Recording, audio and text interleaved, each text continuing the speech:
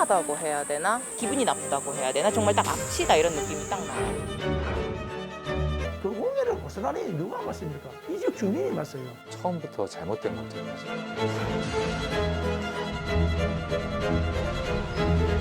부산의 쓰레기가 대구까지 또 가서 태워지는 이 이유는 뭘까요? 이 비용이 절감이 됩니다. 보다 현풍 제지 공장에서 태우는 게 50%가 절감이 된답니다. 폐기물 그 처분 부담금이라고 있어요. 그래서 네네네. 키로당 10원씩 내거든요.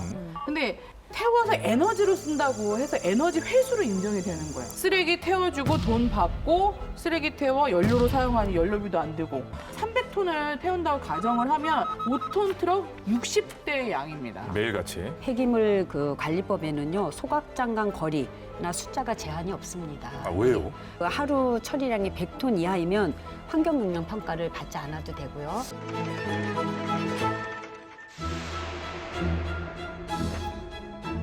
설치 연도가 오래됐으면 이제 기준치가 굉장히 완화돼 있고요.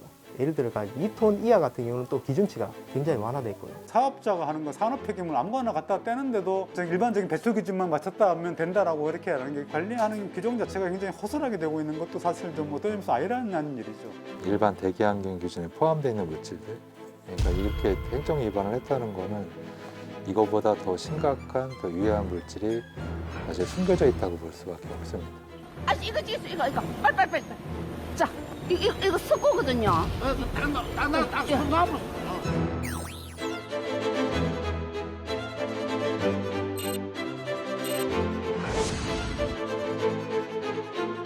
그럼 자가 측정 두 번 같은 경우는 뭐 어떻게 이루어집니까? 저희가 측정을 그렇게 의뢰해갖고 우리 팀에서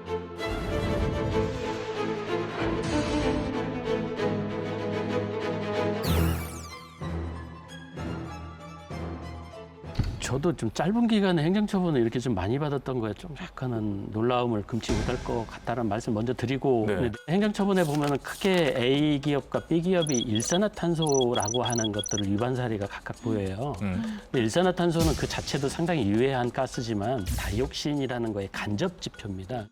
그런 의미에서 A 기업, B 기업이 이렇게 두 차례, 네 차례 개선 명령, 행정처분을 받았다는 건 좀 이 부분에서 다이옥신에 대한 우리가 그런 생각을 해볼 수가 있다는 말씀이신 거죠. 그건 과학적인, 그 합리적인 의심을 해볼 수가 있습니다. 그런데 기준치를 위반했다면 당연히 행정처분을 받고 시정을 해야 될 텐데 그렇다면 행정처분의 기준은 어느 정도입니까, 이 의원님? 그 앞서 A 업체나 B 업체가 상당히 그 많은 그 행정처분을 받았어요. 이 행정처분 받으면은 개선 명령 내려옵니다. 그러면 개선 명령 해야 되는데 안 지키면 또 과태료 부과하고 또 그것도 안 지키면 또 그 하는데 이 업체들이 보니까 눈도 깜짝 안 하는 이유가 과태료 수준이 60만 원에서 200만 원, 많게는 이제 추가되면 한 300만 원까지 가는데요. 이 영업 이익이 A 업체 경우에는 코로나 상황에서 이제 아무래도 뭐 일회용품 뭐 많이 쓰다 보니까 영업 이익이 약 59억 원을 달성을 했어요. 그렇기 때문에 징벌적 개선의 효과가 없다라는 거죠. 네, 그렇기 때문에 이 과태료는 솜방망이 처벌에 진짜 불과한 거예요. 과태료보다 이익이 더 크니까 네. 근데 과태료를 두들겨 맞더라도 계속 하는 거죠. 최근에 또 다행히 또 환경부에서 물환경보전법 보면 이제 폐수 배출 사업장에 과징금이라는 것을 매출액에 따라 부과하도록 하는 조항을 법 개정이 있었습니다. 비례해서. 예, 비례해서 좀 더 강력한 감시 감독을 해야 된다는 분위기 형성에 대해서 아마 그렇게 된 것 같고요. 물 쪽에서는 그래도 그렇게 되고 있네요. 그렇고. 예. 이제 폐기물 쪽에서도 지금 이거는 입법 발의가 지금 돼 있는 걸로 알고 있는데요. SLF든 뭐 이런 것도 소각한 만큼에 비례해서 부과금을 해서 주민들한테 조금 편익을 좀 도모해 주려고 하는 부분들이 어쨌든 이뤄지고 있다. 요거는 말씀을 드릴 수가 있습니다. 자, 이런 가운데 역시나 돈이 되기 때문일까요? 주민과의 갈등 상황 속임에도 불구하고 A 기업이 시설을 확충하겠다고 신청을 했다고 그래요? 예, 맞습니다. 여기 A 기업이 지금 시간당 1.8톤 규모인 두 개의 폐기물 소각로를 시간당 2.5톤으로 지금 증가를 시키는 소각로와 또 시간당 5톤인 SRF 시설로 개최하겠다고 허가 신청을 했습니다. 그렇게 되면은 총 7.5톤이 되어서 현재 이 A 업체의 용량의 2배가 지금 되는데요. 그러네요. 두 개 소각로 중 한 개를 SRF 관련 시설로 바꾸겠다고 얘기를 했다고 그러는데 SRF 정확하게 다시 한번 설명해 주시죠. 예, SRF라는 건 솔리드 리퓨즈 퓨리라는 그 영문의 앞자를 따가지고 한 용어고요. 우리나라로 말하면 폐기물로부터 고용연료, 쓰레기 고용연료라고 칭하면 됩니다. 보통 만드는 원료들은 이제 합성수지, 폐지, 목재 뭐 이런 것들이 탈 수 있는 물질들이 일반적이고요. 열병합 발전소, 뭐 지역 난방, 그리고 산업 보일러 뭐 이런 보조 연료로 좀 사용되어지는 거라고 보면 맞습니다. 네. 근데 쓰레기를 태워서 연료를 얻고 에너지, 뭐 전기를 얻는 거니까 쓰레기를 그냥 태워서 소각해서 없애는 것보다는 좀 장점이 많지 않나 하는 생각도 드네요. 예, 일단은 SIF를 우리 현행 폐기물관리법에서 재활용, 즉 에너지 회수를 인정을 합니다. 단순히 태우는 것보다는 선별해서 태우기 때문에 그런 의미에서는 대기 오염을 최소화할 수 있는 여지는 분명히 있다.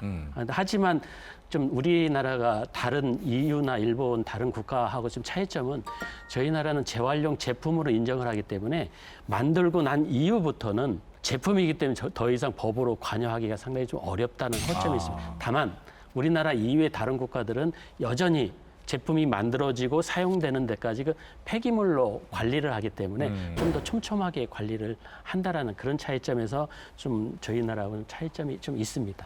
SRF 시설은요, 부피가 압축이 됩니다.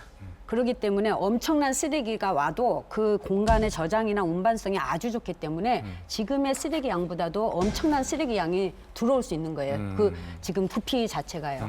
자, SRF라는 게 이제 뭐 그렇습니다. 설명을 듣고 나서 봤을 때는 뭐 괜찮지 않은가 생각이 드는데 들여다보니 또 이런 문제들이 있어요. 전라남도에 위치한 나주 역시 이 SRF라는 이름으로 갈등을 겪고 있다고 하는데요. 빅벙커가 나주시 현장으로 가봤습니다. 보시죠.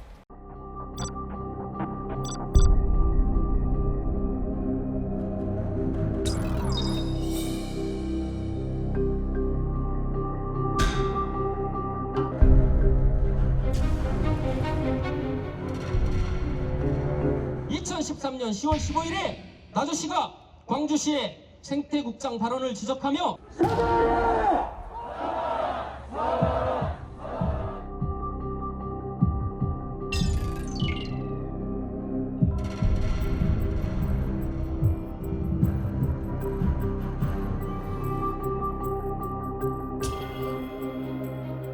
제가 14년도에 이쪽을 이사를 왔어요. 그런데도 전혀 몰랐어요. 여기 같이 이사한 엄마들조차도 몰랐거든요. 그리고 갑자기 시험 가동을 하니까 목에 발진이 생기고 지금 보시다시피 이렇게 팔에 피부 발진이 일어나고 있거든요. 제 주위 분들이나 어린 아이들도 발진이 생겨요. 진짜 너무너무 힘들어요, 지금 현재.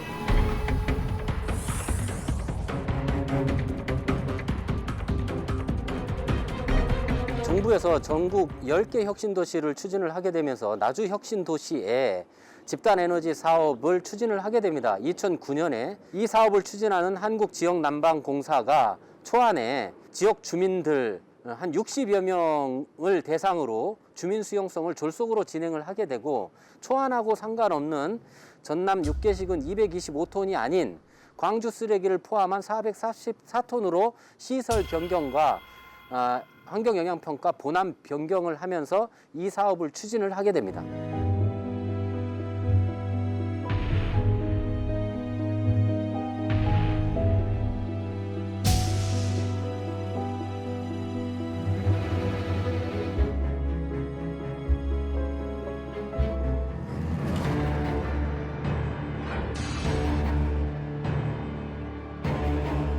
(1.2km의) 혁신도시는 집안 자체가 매우 습지대로 형성이 돼 있어요. 이 일일 444톤의 유해 성분이 발생을 하게 되면 역전층 현상이 발생을 하게 됩니다. 역전층은 저녁 6시부터 새벽 6시까지의 스모그 폭우 현상처럼 누적이 되는 현상인데요. 저기압에 의해서 환경 위험성이 매우 더 배가 될 수 있다고 저희는 생각하고 있습니다.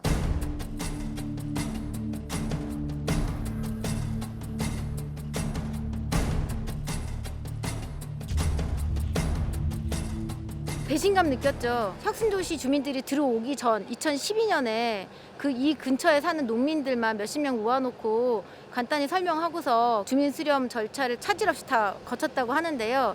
직접적으로 살 사람들에 대해서는 전혀 물은 바가 없고요.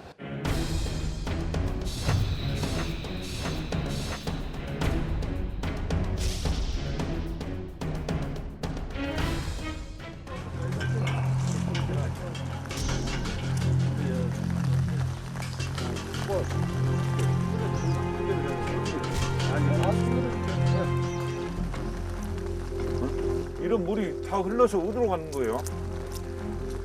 내 눈이 진짜 의심스럽네. 이렇게 심하니. 정말 제 눈을 믿을 수가 없습니다. 이것이 어떻게 친환경 연료라고 볼 수 있겠습니까?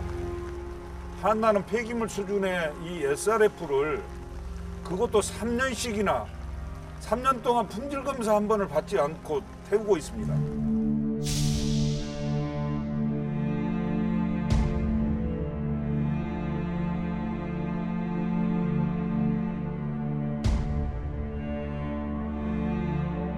한간에는 그 쓰레기 시료를 햇볕에다가 펼쳐놓고서는 말려서 수분율이 날아갈 수 있도록, 그리고 제가 듣기로는 이번에 그 품질 조사하는 것도 수분율을 배제한다고 들었거든요. 근데 가장 중요한 게 수분율이고 규격인데 일단은 뭔가 보자라고 갔는데 그거를 보여주지 않으니 속인다고밖에 볼 수 없는 거죠.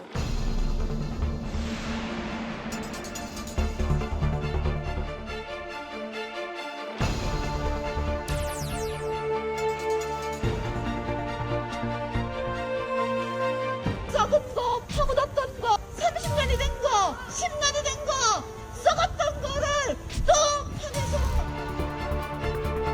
쓰레기 연료 10병을 발전소는 절대 안 돼!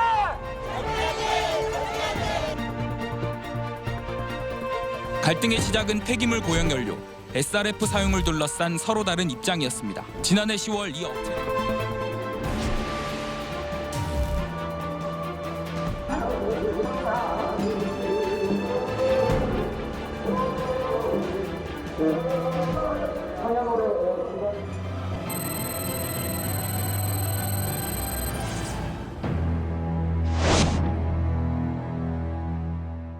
네, 전국이 난리네요. 네.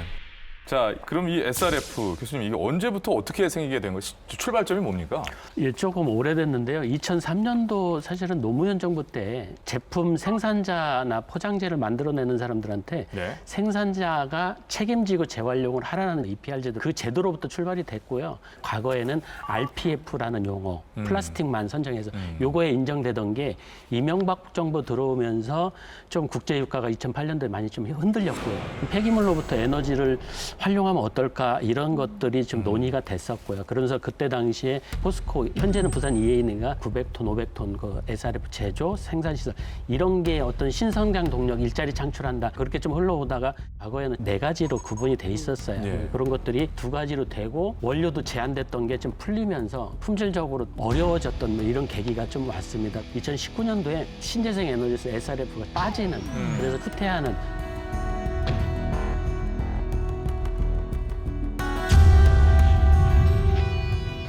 2003년부터 현재까지 SRF는 여전히 긍정적인 취지로 출발을 했으나 여러 우여곡절 끝에 양면의 동전 같은 뭐 이렇게 그러네요. 생각을 하시면 될 것 같습니다. 중간에 여러 가지 상황들로 인해서 조금 변질된 부분은 분명히 있네요. 예, 맞습니다. 국정감사에서도 많이 지적이 됐었고 국제적으로 이 SRF를 신재생 에너지로 취급을 안 한다는 거죠. 예. 이 SRF가 폐기물 에너지화라는 그런 흡사한 이름을 갖고는 있습니다만 주민들 입장에서는 결국 그러면 쓰레기를 태우는 거랑 우리한테 뭐가 다르냐 이런 입장이신 것 같고요. 또 나주 같은 경우는 혁신도시를 만들면서 함께 들어선 거랑 다름이 없는데 이런 시설이 왜 자꾸 주거 밀집 지역으로 함께 들어오고 왜 이렇게 이게 가까워져요? 이런 거죠? 신도시면은 당연히 이제 인구가 유입되는데 폐기물이 발생된다라는 취지입니다. 발생된 지역에서 스스로 처리하되 처리하는 방법을 에너지를 회수하는 쪽도 좋은 정책이다라고 그전에는 그렇게 생각을 했고 지금도 그건 크게 변화는 없습니다. 다만 여기서 지금 나주 같은 사례는 자체적으로 발생을 하는 양 대비 에너지 공급량이 균형이 안 맞다 보니까 다른 지역에서 반입을 하면서 문제가 이렇게 와구가 됐거든요. 그러다 보니까 사람들이 SRF 시설을 포장된 쓰레기장 이라는 말도 합니다. 사실은 이 소각시설 SRF나 뭐 소각시설 입지를 제한할 수 있는 그 규제 기준이 별로 없어요. 그러다 보니까 설계상 그 기준만 맞으면 들어올 수 있는 그런 상황이죠. 예. 그런 것들을 좀 더 강화하기 위해서 2017년도에 환경부에서 SRF라는 제품의 환경관리 기준을 대폭 강화했습니다. 그래서 그전에는 인가였는데 이제 허가, 인가하고 허가는 큰 차이가 있죠. 그래서 허가를 받아야 되고요. 웬만하면 이제 횡품같이 이렇게 소규모 시설들은 인허가를 안 내주려고 지금 그런 방침이 좀 서 있습니다. 확실하게 좀 더 그 실천 현장에서 돼야 될 것 같다는 생각이 들고요. 자, 그렇다면 이제 우리 지역 얘기 한번 해보죠. 우리 지역의 SRF 시설 현황을 한번 볼까요, 박사님? 네, 많습니다. 그 대구가 전체 19곳이고요. 그 부산은 9곳이에요. 근데 이 대구부터 보면 9대 특강시 중에서 가장 많아요. 제조하고 사용시설이 같이 되는 데가 달성군 다사읍에 있는 600톤 규모의 공공 SRF입니다.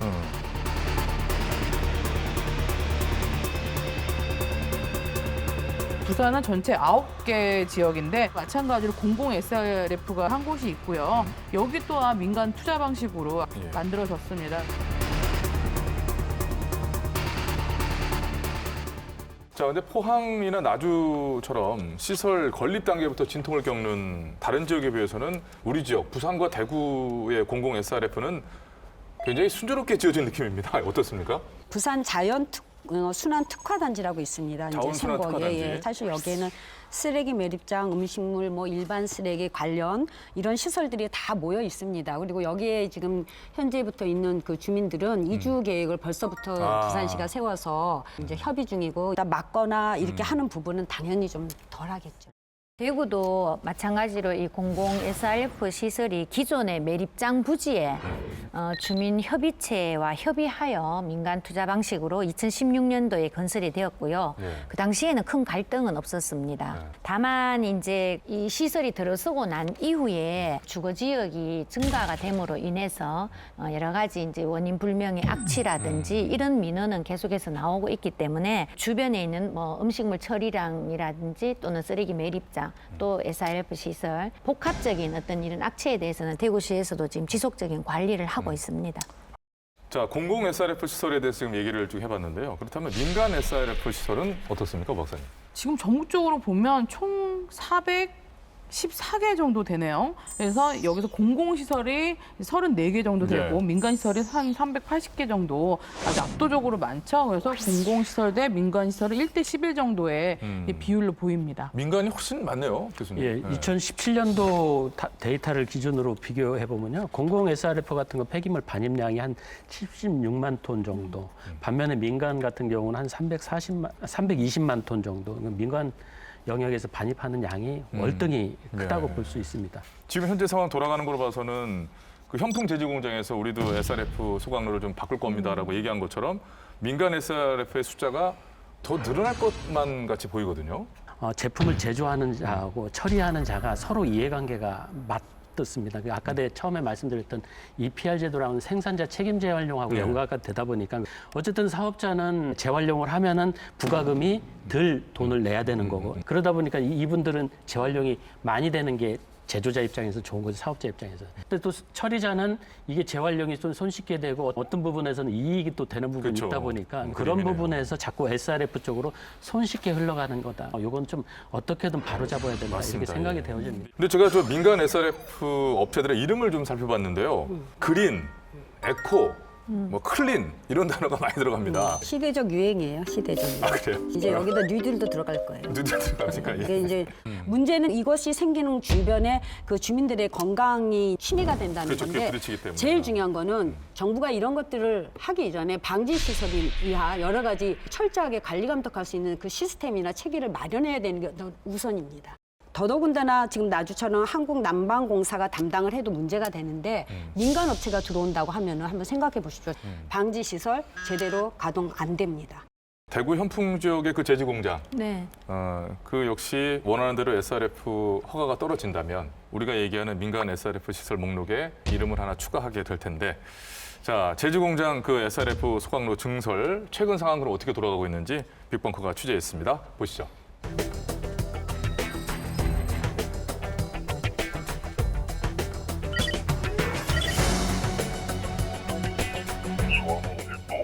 많이 되기 때문에 새 시설로 해서 이제 오염물질 체계에서 박스 생산에 필요한 열을 공급받기 위해서 생산이 불가피한 상황이고.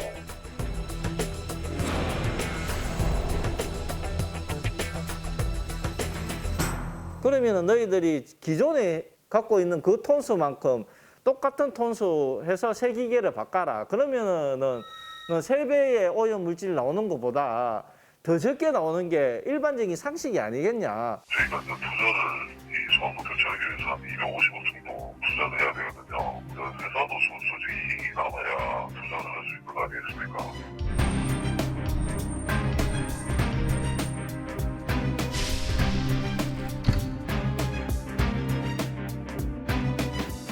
현재는 그중에 일부를 했습니다. 현재는 손가락 하나 까딱하듯이 폼 재고 있다가 이제 다시 하겠습니다.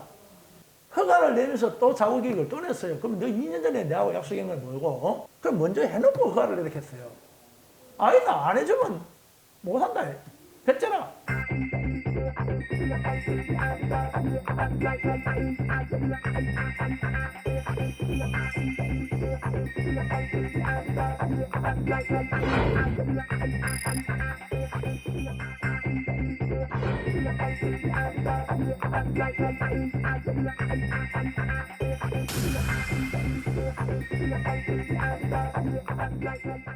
제주 공장에서 뭐 따로 또 새로 만든다고 그래가지고 그거 반대하는 거.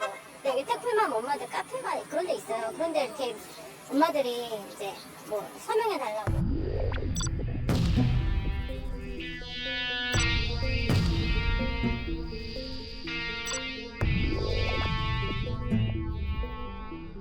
저쪽에서 분명히 항상 하니까 그것도 대비를 해야 되고 여하튼 대부분 기존 신축하는 거하고 있는 거하고는 하늘 땅 사이입니다 이거.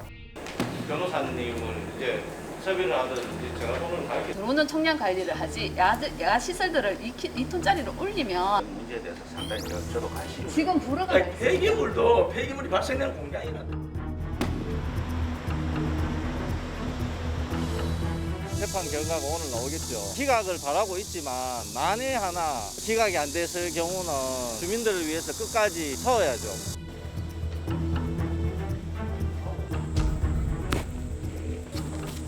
어떻게 지금 결과가 나왔습니까? 공급 배속 판결 나왔습니다. 예, 우리가 승소했고요. 예, 승소했어요. 예, 예.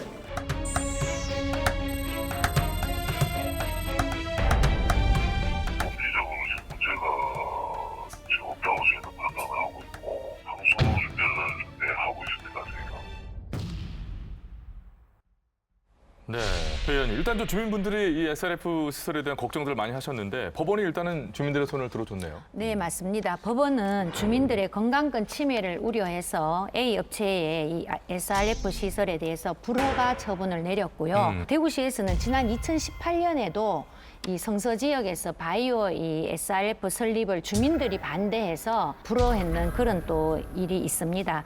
그 당시에 이 열병합 발전소가 건설 사업 이 연장 허가를 내주지 않자 이 소송을 냈지만 결국 패소를 했거든요. 그러니까 주민들의 건강권을 우선 더 중요시하고 우선시하는 분위기는 뭐 환영할 만한 일인 것 같아요. 근데 지금이 어떤 쓰레기 정책이라는 면에서 굉장히 중요한 변화의 시점에 놓여 있다면서요, 교수님?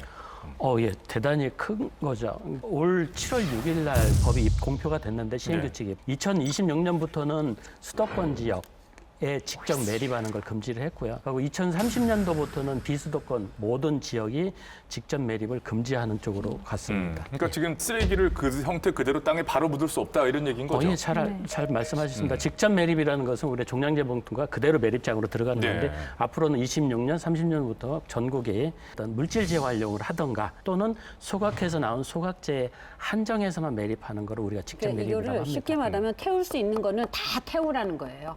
자, 그렇다면 앞으로 결국 소각량이 늘어난다는 얘기입니까?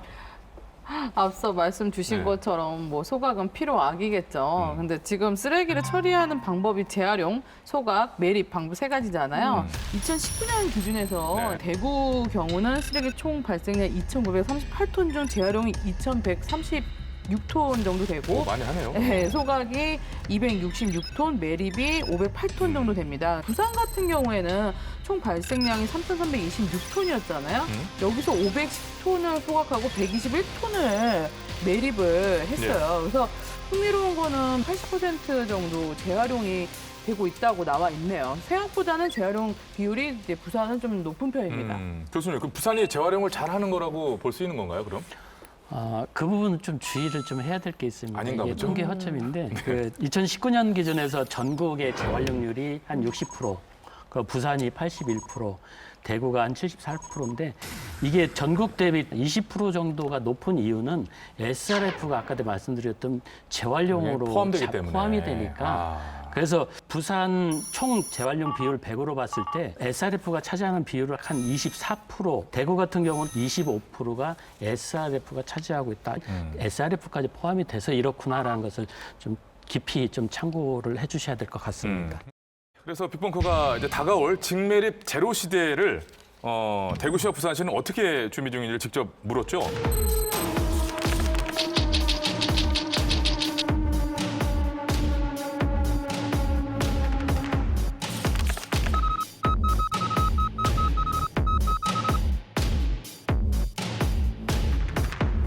최대한 쓰레기를 줄이고 기왕 나온 쓰레기 최대한 재활용을 하고 그렇게 방향을 잡아가고는 있지만 그러나 쓰레기가 발생하는 이상 소각은 피할 수가 없는 것 같아요. 폐기물 소각 에너지화 시설 또 신설하거나 운영하는 데 있어서 또 주민들과의 갈등. 자, 주민들의 건강권을 지키기 위해서 갈등들을 해결하기 위해서 어떤 해결책들이 필요할지 빅벙커가 물어봤습니다.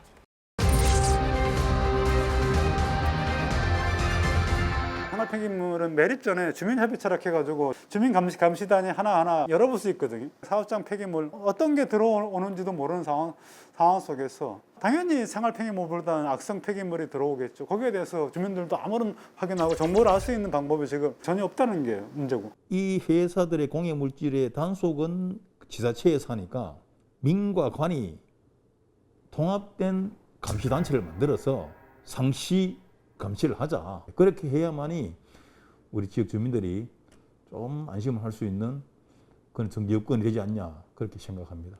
지금 환경 관련해서는 정부에서 보조금, 지원금, 융자금이 많지 않습니까? 기업이 변한다면은 우리 민에서도 관에서도 돕겠다는 겁니다.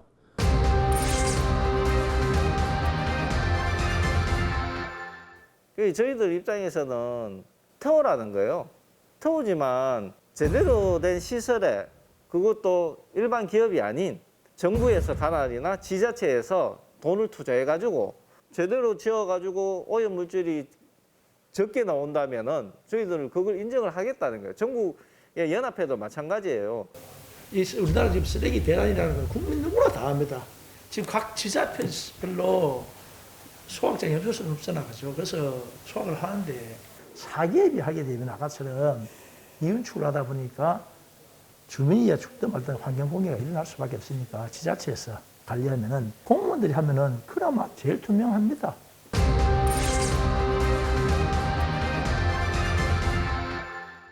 저질의 SRF를 고집할 것이 아니라 우리도 유럽이나 미국, 일본처럼 국제 스탠다드에 맞게 성상 분류를 해서 비용을 충분히 들여서 양질의 재료를 만들고 그리고 소각을 통해서 민간업자가 돈을 벌게 할 것이 아니라 그것이 공공이 맡아서 비용이 들더라도 제대로 소각을 하고 충분히 모니터링을 하고 그 데이터를 공유할 수 있는 이런 체제로 가야 된다고 생각합니다. 물론 소각로에 대한 기술을 발전시켜야 되고 유해물질 최대한 적게 나오게 그러니까 잘 타게 하는 거죠.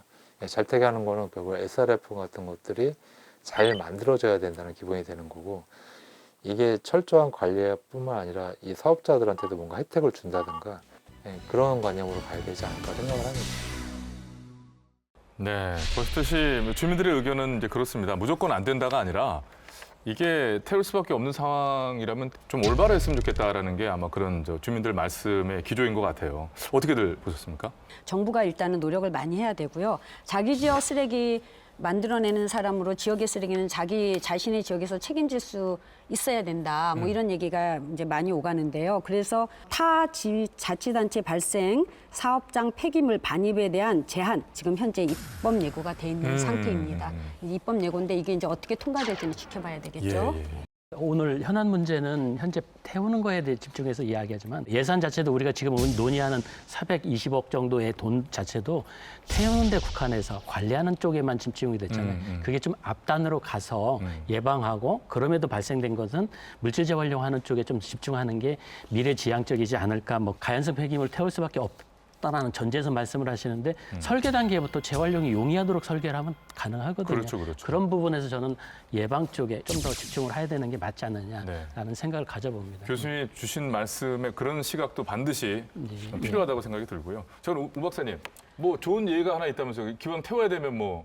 그래서 일본 도쿄의 경우에는 네. 그 23개 구 중 21개 구에서 각 한국시 청소 공장을 가동하고 있습니다. 그래서 이 소각 시설들은 모두 관공서나 구청 가까이에 있어요. 그래서 그만큼 철저하게 이제 관리가 되고 있고요. 특히 이제 설비 개선이 시급할 때는 주민들에게 원인과 휴업 일정을 업체 스스로가 먼저 공지를 하고 시설 개선을 한다고 합니다. 그래서 일본 가시면 NGO라고 써 있는 거 되게 많거든요. 그 네, 시민센터들이에요. 그래서 목욕탕, 온수 풀장, 회의실, 보육원, 이제 도서관, 이제 복합 공간으로 혐오시다라는 이미지를 확 줄였죠. 그러네요. 네, 그러면 이제 다음은 덴마크로 가볼까요? 네네네. 이제 코펜하겐 사례는 정말 유명한 사례인데 사계절 스키장이에요. 스키장.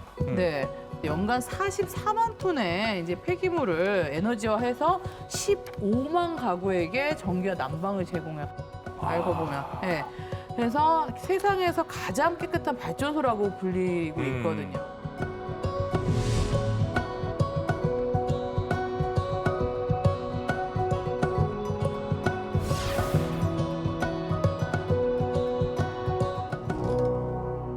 이제 우리 얘기를 좀 해봐야 될 텐데요. 교수님께 한번 여쭤볼게요. 그렇다면 우리나라의 어떤 이상적인 폐기물 소각장이나 SRF 시설은 어떤 형태면 좋을까? 생각해 둔 게 있으세요? 국가 정부 입장에서만 좋다가 아니라 국민들이 같이 함께해서 이 시설이 최고다, 자랑스러워할 만한 그런 시설. 그러기 위해서는 아까 우려했던 뭐 대기오염 방지 시설이 철두철미하게 잘 관리해서 국민 건강권을 담보를 해야 되고요.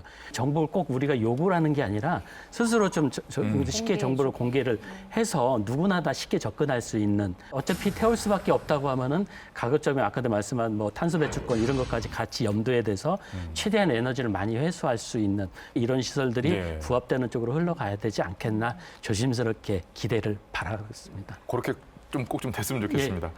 자, 이렇게 긴 시간 또 얘기 나눴는데요. 빅벙커가 대구에 있는 한 지역에서 모락모락 피어나오는 흰 연기를 따라 출발해서 부산까지 갔다가 전국을 돌고 또 어찌 보면은 저 덴마크도 가고 일본도 간 셈인데 쓰레기 처리 문제는 어떤 저 국가적인 해결 과제이자 또 미래의 우리의 문제인 만큼 우리 지역의 어떤 제주 공장 문제 여기서 출발했었습니다만 우리 빅벙커가 놓치지 않고 지켜볼 텐데 그렇죠, 배 의원님?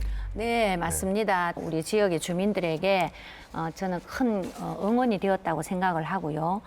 이번에 이 프로그램에 나온 우리 제지공장과 업체분들께서도 주민들과의 눈높이에서 적극적인 대화를 좀 해주셔서 그런 협조를 해주시길 부탁드리고 또 대구시와 달성군에서도 이걸 그냥 민간 업체다라고 자꾸 이렇게 제한을 시키지 마시고 좀 더 이 감시 감독을 철저하게 해주시기를 당부를 드리겠습니다.